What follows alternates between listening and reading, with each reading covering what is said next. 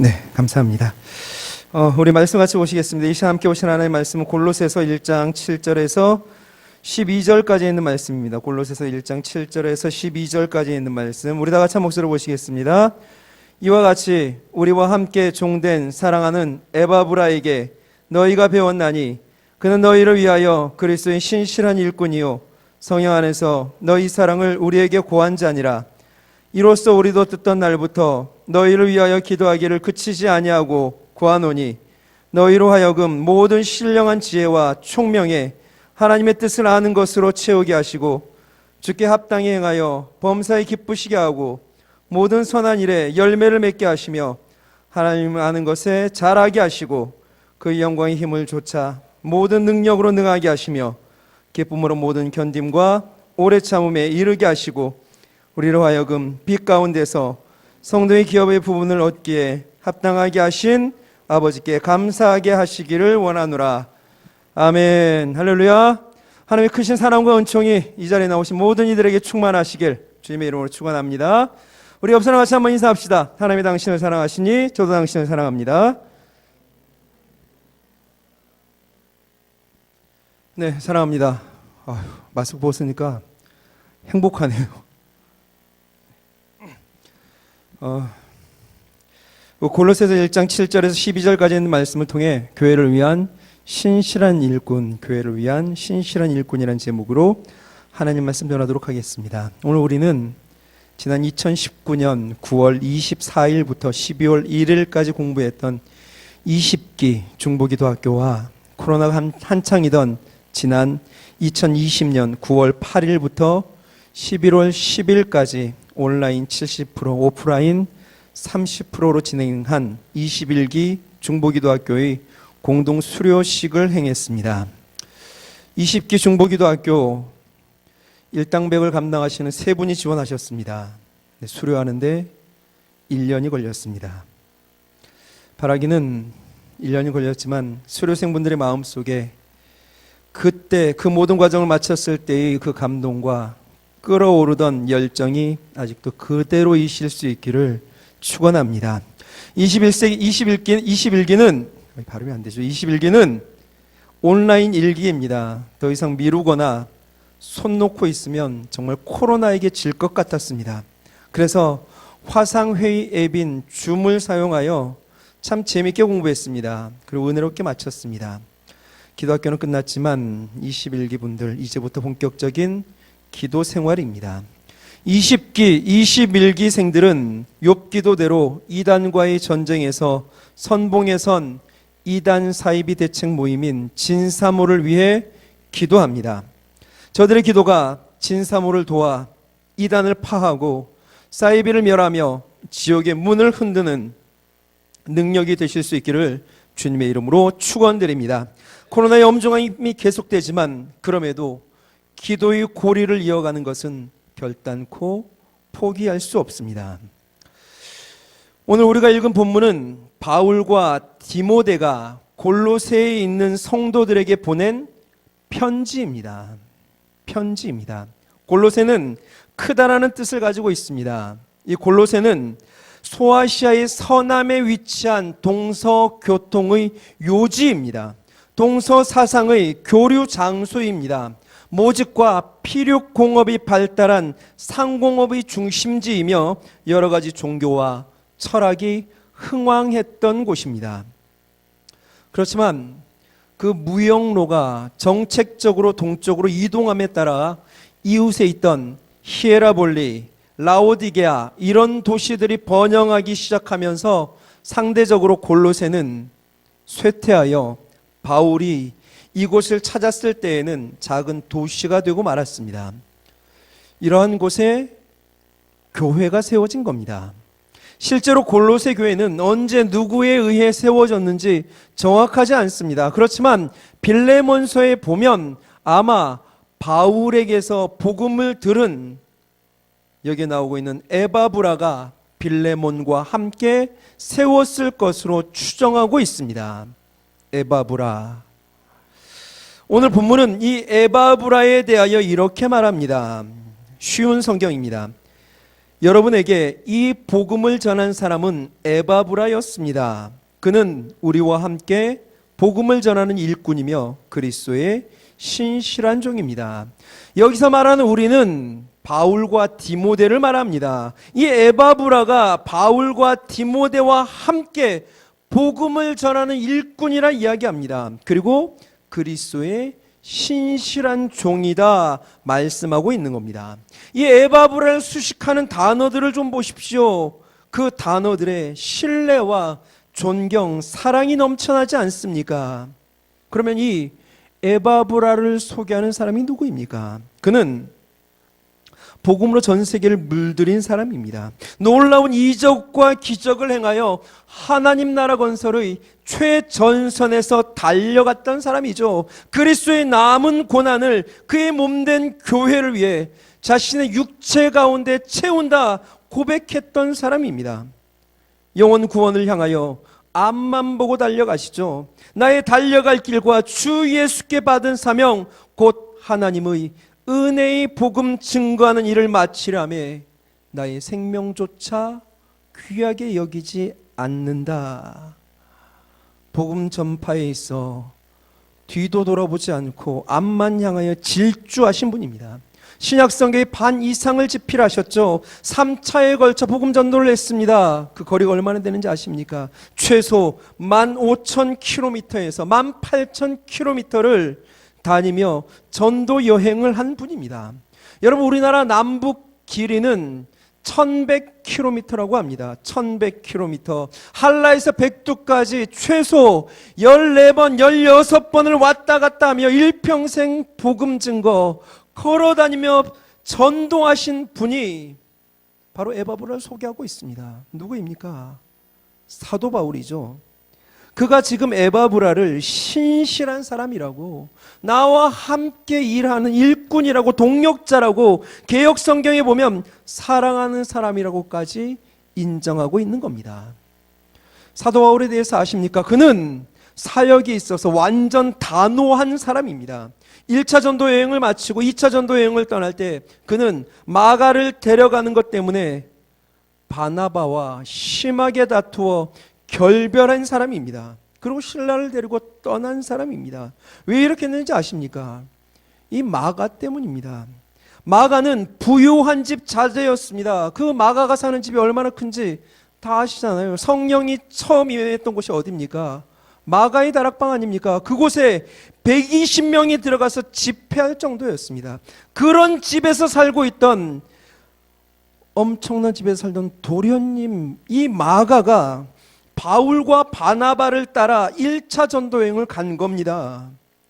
1차 전도여행은 최소 2240km를 다녔습니다. 2240km. 이 말이나 됩니까? 그것도 대부분 걸어 다녔습니다. 얼마나 힘들었겠습니까? 그래서 이 마가는 중간에 포기합니다. 그리고 집으로 돌아가 버립니다. 그러자 사도 바울은 2차 전도 여행 때 이 마가 매몰차게 잘라버립니다. 사도행전 15장에 이렇게 말합니다. 바나바는 마가라는 요한도 데리고 가고자 하나 바울은 밤빌리아에서 자기들을 떠나 한 가지로 일하러 가지 아니한 자를 데리고 가는 것이 옳지 않다 하여 서로 심히 다투어 피차 갈라서니. 이런 단호한 사람이 바울입니다. 그런데 그 바울이 에바브라를 인정합니다. 이 에바브라는 단지 복음만 전달한 사람이 아닙니다. 그런 전도자가 아니죠.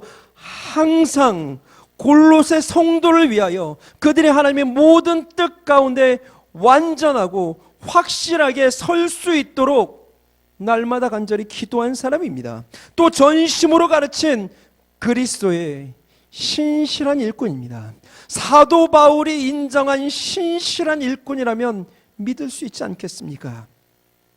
그리고 그는 기꺼이 바울과 함께 옥에 갇힐 정도로 그리스도 예수 안에서 그리스도 예수께 사로잡힌 자입니다.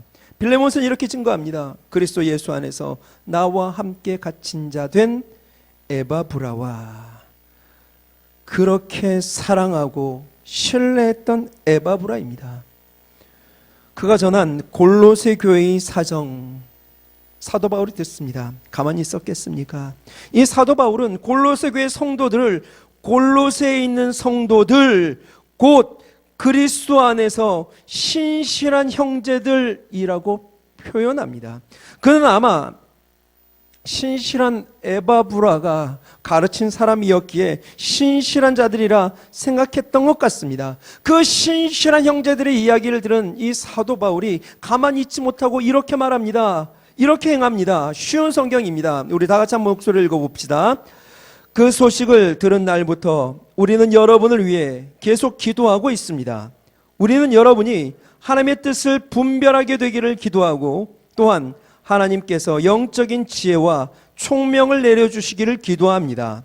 그래서 모든 일에 하나님을 기쁘시게 하고 영광 돌리는 삶을 살게 되길 원합니다. 또한 모든 선한 일에 열매를 맺으며 하나님에 대해 더 많이 알아가길 기대합니다. 골로새 교회를 향하여서 사도 바울이 지금 기도를 하고 있는 겁니다. 근데 그 기도의 수준이 완전 다르지 않습니까? 우리가 보통 고향교회라든가 친분이 남다른 교회를 위하여 기도한다면 여러분은 어떻게 기도하겠습니까? 대부분 부흥을 위해서 기도하겠죠. 담임 목사님의 건강을 위해서도 기도할 겁니다. 말씀의 권세를 위해서 응답의 역사나 좋은 동력을 이루어 가길 그 재정을 위하여 그렇게 기도할 겁니다.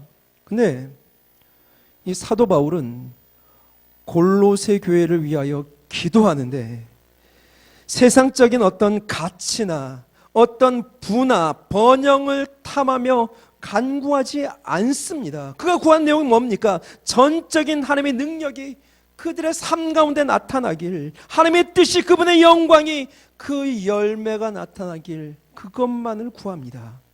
너무 멋지지 않습니까?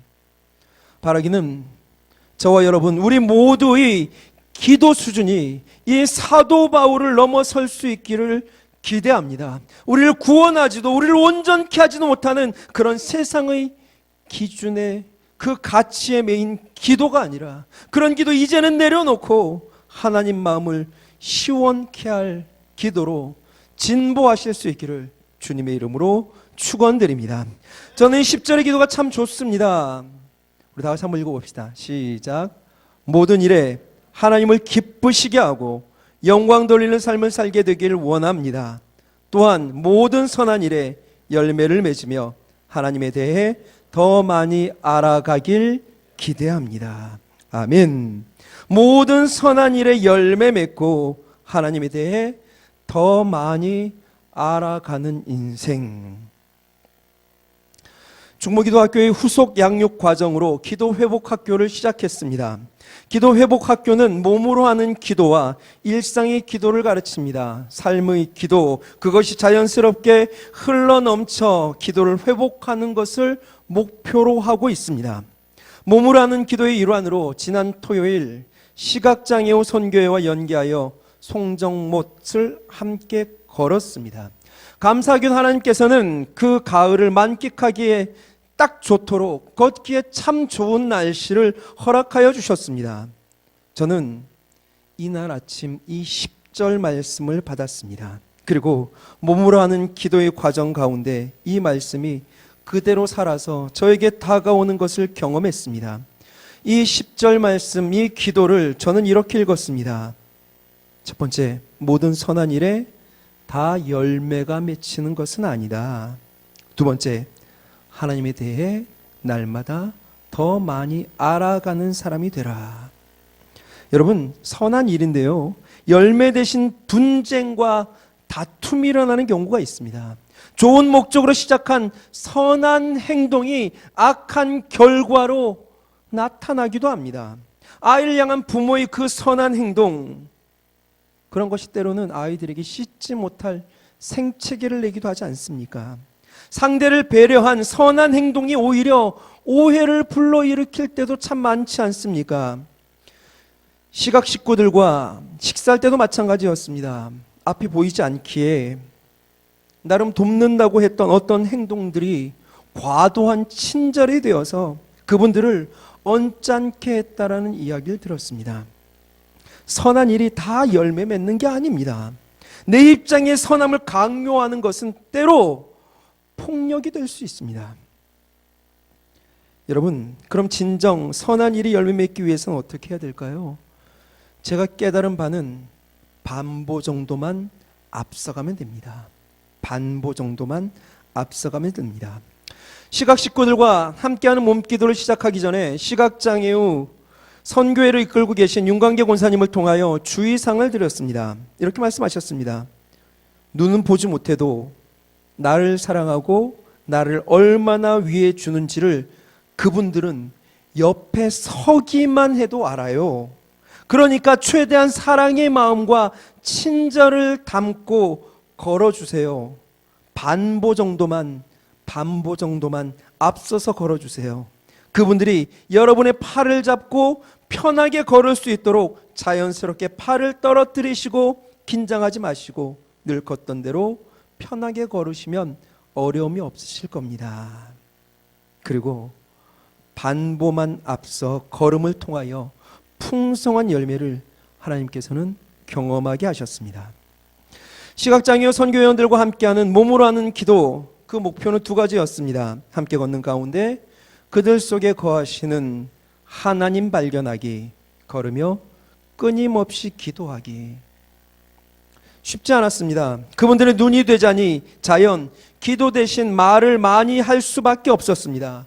우리가 지금 걷고 있는 이 바닥이 어떻고 지금 우리는 어디를 걷고 있는지, 지금 경치는 어떻고 낙엽 색깔은 어떤지, 하늘이 얼마나 푸르고 화창한지, 저수지에 고인 물이 얼마나 투명하고 깨끗하고 맑은지, 그 위를 헤엄치는 오리의 숫자는 몇 마리인지 눈에 보이는 모든 것을 설명해 주어야 됐습니다. 안전을 위해서 안쪽으로 걷도록 했고, 힘들진 않으시는지, 좀 쉬어 가시겠는지, 화장실 좀 가시겠는지 끊임없이 여쭈어야 했습니다. 그러니 자연 기도하는 게 좀 어려웠겠죠. 저와 함께한 분은 마흔에 사고로 시신경을 다쳐 앞을 보실 수 없는 원로 집사님이셨습니다. 여러분, 사고로 한순간에 앞이 보이지 않는다면 어떨 것 같습니까? 일상적으로 너무나 익숙하게 편하게 했던 모든 것들이 힘들어집니다. 쉽게 걸어다니던 그 길이 두려워지죠. 아무 생각 없이 먹던 음식이 이제는 부담스럽기 시작합니다. 너무나 자연스럽게 입고 벗던 옷도 어떻게 해야 될지 망설여지고, 화장실도 모든 것이 쉽지 않습니다. 그런데 1시간여 그분과 같이 걷는데 이분은 상처가 없습니다. 말과 행동이 너무나 자연스럽습니다. 모든 것이 너무나 평안하십니다. 이런저런 이야기를 하다가 불쑥 코로나 시대 어떻게 지내셨냐고 여쭈었습니다. 그랬더니 이 집사님, 매일 대부분의 시간을 성경 읽고 암송하는데 시간을 보내셨답니다. 말씀을 암송하면 암송할수록 더 많이 암송하고 싶어지고 더 많이 읽고 싶어진답니다. 그러면서 제 옆에서 술술 외우기 시작하시는데, 말씀은 안 드렸지만 전 정말 너무 부끄러웠습니다. 그리고 당신이 만난 하나님에 대하여, 삶 속의 은혜에 대해 진솔하게 나누시는데 절로 고개가 숙여졌습니다. 그리고 이분이 이 시대의 에바브라가 아닌가, 이분이 바로 신실한 그리스도의 일꾼, 그리스도의 종이다 생각해 보게 되었습니다. 모든 시간을 마치고 기도회복학교 식구들과 함께 차를 마셨습니다. 그리고 오늘 만난 하나님에 대해서 나누었습니다.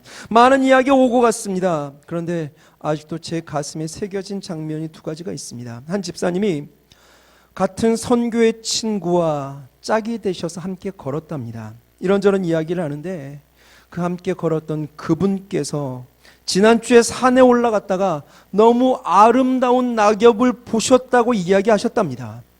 앞이 전혀 보이지 않는 분인데 너무 아름다운 낙엽을 보셨다니 깜짝 놀라. 아니, 너 그거 어떻게 봤어? 네 눈 보이니? 그랬더니, 아니, 나는 발로 밟아보면 낙엽이 얼마나 아름다운지 보여. 다른 집사님이 이렇게 말했습니다. 산에 들꽃이 너무 이뻐 그것을 꺾어 같이 걷는 분 손에 올려주었답니다. 들꽃이 너무 이뻐요. 그랬더니 이분이 제자리에 서서 다른 손으로 그 꽃을 이렇게 쓰다듬더니 갑자기 얼굴이 환해지며 정말 너무 이뻐요 그러시더랍니다. 여러분, 발끝으로 보이는 낙엽의 아름다움, 손끝으로 보이는 들꽃의 아름다움을 보신 적이 있으십니까? 두 눈 멀쩡히 뜨고도 가을을 만끽하지 못하는 우리에게 그분들은 두 눈 감고 보는 자연의 아름다움을 가르쳐 주셨습니다. 눈에 보이고 귀에 들리는 것에만 현혹되어 우리들 가운데 넘쳐나는 주님을 보지도 듣지도 못하는 영적 소경, 영적 귀머거리인 우리들에게 그분들은 손끝, 발끝으로 경험하는 하나님을 가르치셨습니다. 얼굴을 스치는 시원한 바람과 등을 어루만지며 온기를 전해주는 햇빛, 우리의 막힌 가슴을 뚫어주는 그 신선한 공기 가운데 가득한 하나님을 온몸으로 보는 법을 보여주셨습니다. 여러분, 우리는 하나님의 형상으로 지음받은 존재들입니다. 우리만 아니라 이 세상의 모든 자연 만물 속에는 하나님의 숨결이 깃들어 있습니다. 마음만 열면 온통 하나님으로 가득한 세상입니다. 만물 안에서 만물을 충만케 하시는 자의 충만입니다. 바라기는 저와 여러분 모두도 바람 속에 햇빛과 공기, 강물과 구름, 높고 맑은 하늘, 그 속에 가득한 그분의 찬란한 숨결과 아름다움을 매 순간 온몸으로 보고 느끼실 수 있기를 소망합니다. 귀로 듣기만 하고 막연했던 하나님을 시각 식구들과 함께 걷는 가운데 더 많이 알아가는 시간이 되어 얼마나 감사한지 모릅니다. 그러고 났더니 여러분, 제 기도가 달라졌습니다. 모든 순간 충만하신 하나님이 느껴지니까 걸으면서 기도가 됩니다. 모든 순간 하나님을 더 많이 알면 알수록 기도도 깊어지고 자연스러워지는 것을 경험했습니다. 텔레비전을 보아도 기도가 됩니다. 앉아서도 누워서도 기도가 됩니다. 모든 순간 무엇을 하든지 기도가 됩니다. 여러분, 기도는 영적 호흡입니다. 영적 호흡. 일반적인 경우 호흡을 할 때 생각하고 작정하고 준비하여 호흡하는 사람 없습니다. 공부를 할 때나 성경을 볼 때나 잠을 잘 때나 일할 때도 우리는 모든 순간 자연스럽게 호흡합니다. 기도도 이와 같습니다. 물론 골방에 들어가 무릎 꿇고 하는 기도도 중요합니다. 새벽 기도도 화요 기도도 수요 기도도 금요 기도도 다 중요합니다. 그러나 정말 중요한 것은 생활 속에서 흘러넘치는 기도가 아니겠습니까? 숨을 쉬듯 자연스럽게 하는 기도, 모든 순간 그분을 느끼며 그분을 호흡하며 하는 기도, 이런 기도가 삶에 꽉 차 호흡하듯 주님을 경험하며 주님으로 충만하다면 그 믿음이 흔들리겠습니까? 바라기는 저와 여러분의 기도가 호흡하듯 매 순간 가득 차 기도로 삶이 이끌리며 기도함으로 늘 승리하실 수 있기를 주님의 이름으로 축원드립니다. 말씀을 정리하고자 합니다. 하나님은 우리를 이 교회, 울산감리교회 중보기도자로 세우셨습니다. 세우셨기에 그분의 원함은 신실함입니다. 온 만물에 충만하시고 또 충만하게 하시는 하나님이 우리 교회에 온 땅에 충만하십니다.